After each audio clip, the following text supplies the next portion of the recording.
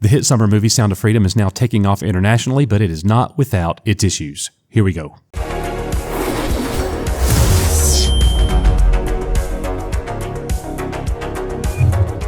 Hey everybody, thank you for being here at Coach's Archives. We're looking at all of the Sound of Freedom updates, starting right here with Sound of Freedom nabs the #1 slot in 18 Latin American countries.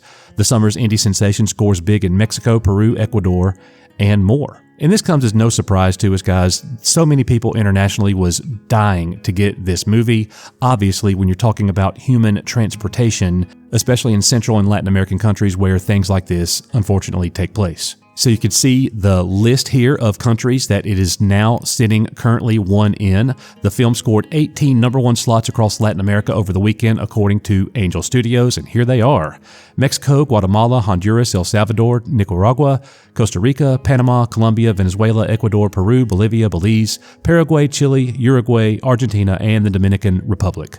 Many of those people commented on our videos wanting to know when, in fact, they would finally get to watch the movie, and I am so glad that finally they are able to. But that's not our only Sound of Freedom update. The Sound of Freedom director reteams with Angel Studios for the next movie, Cabrini. According to The Hollywood Reporter, Sound of Freedom director Alejandro Monteverde is getting back in business with Utah-based Angel Studios for the release of his latest movie, Cabrini.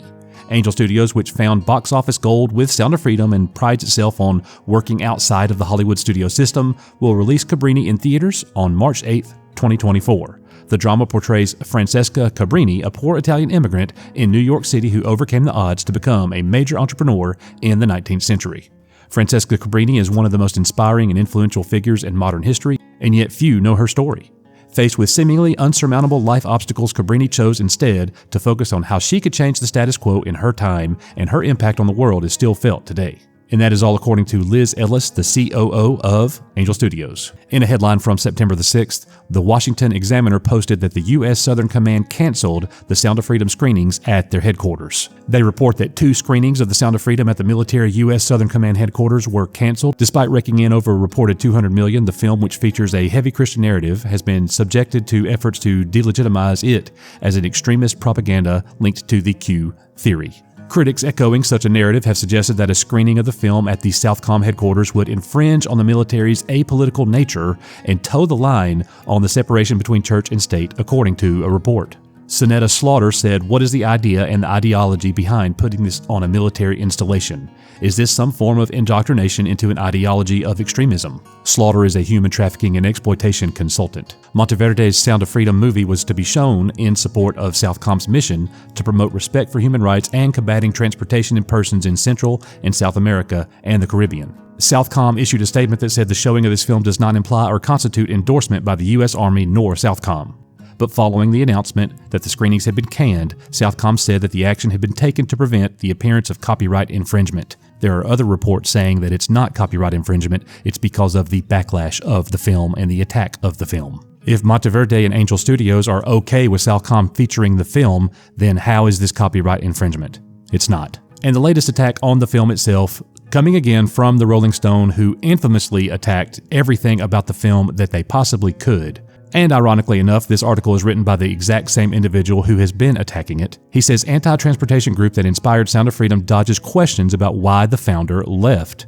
In a live stream Q&A, Operation Underground Railroad's president wouldn't address the sudden resignation of longtime CEO Tim Ballard. I love how the media spins things and try to make it look like it's bad. And that's exactly what this is.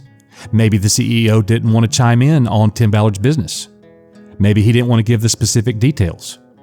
Tim Ballard has talked about it. Why don't you report on what Tim Ballard said about why he left Operation Underground Railroad? You don't want to do that because you're looking for a negative. You're looking for an attack because that is your agenda. And there are far too many people who see reports like this and just suck it up and agree with it because they want to. Anyway, that's my take. In my opinion, there's no validity to any type of negative news here. And oh, by the way, no one has ever said that Tim Ballard was perfect and without sin. And any mud that you find on Tim Ballard does not delegitimize the movie or any good that the man has ever done. It's just a continued weak and evil attack from Rolling Stone. Thank you guys so much for being here at Coach's Archives today. I greatly appreciate it. Hope that the good Lord rains down blessings on you and draws you nearer to Him. All that in Jesus' name. See you on the next one.